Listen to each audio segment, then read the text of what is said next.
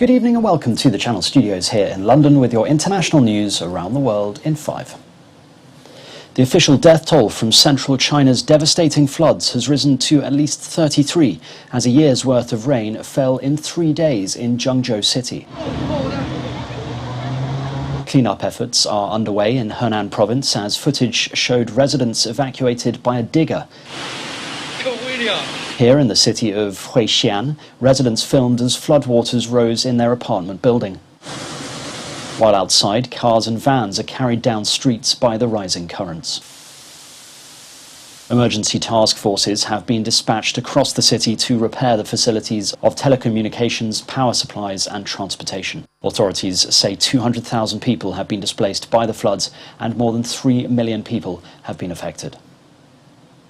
Meanwhile, China has rejected terms proposed by the World Health Organization to further investigate the origins of the COVID-19 pandemic.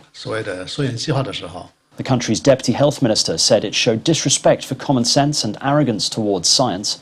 He said the plan was politicized and that China could not accept it. We are asking actually China to be transparent, open and cooperate. The World Health Organization has been under growing pressure to step up its investigation into the origins of the virus, which first emerged in Wuhan and has now killed more than 4.1 million people around the world. A court in Hong Kong has sentenced 7 men to jail for their role in the 2019 attacks on pro-democracy protesters. The men got between 3.5 and 7 years of jail time. In July 2019, more than 100 people in white T-shirts beat protesters, reporters and bystanders at a train station in the northern Yuen Long district. The show director of the Olympics opening ceremony has been dismissed 1 day before the event is due to be held. Footage of Kentaro Kobayashi from the 1990s recently emerged in which he appears to be making jokes about the Holocaust.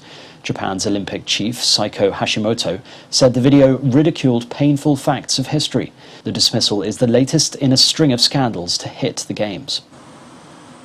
At least 70 people have been arrested in the latest round of anti-government protests in Colombia.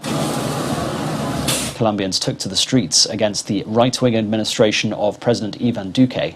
The protests have morphed into a demand for action to tackle poverty, police violence reported by demonstrators and other issues. Several thousand people were gathered at 23 protest locations in the capital Bogotá.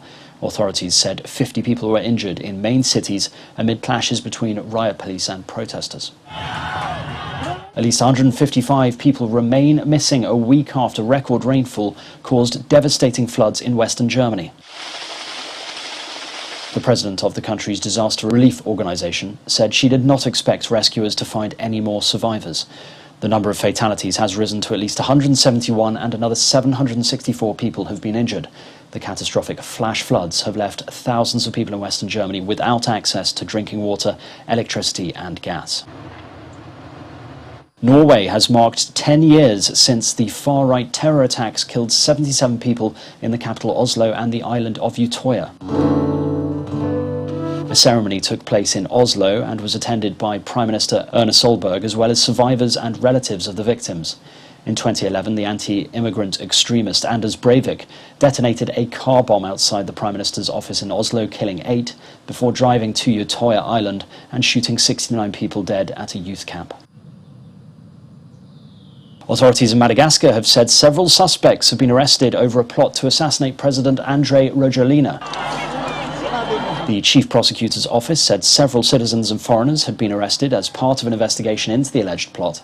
Andry Rajoelina was sworn in 2019 after a hard-fought election and a constitutional court challenge from his rival. And finally, Prince William and his wife Kate have released a new photograph of their son Prince George with a beaming smile to mark his 8th birthday. The photograph, taken by his mother, shows the Duke and Duchess of Cambridge's first child perched on a Land Rover. The future king is 3rd in line to the throne behind Prince Charles and Prince William. His birth in 2013 drew worldwide media attention with hordes of reporters and well-wishers gathering outside St Mary's Hospital in London. And that's your international news around the world in 5. Now back to the Channel Studios in Lagos.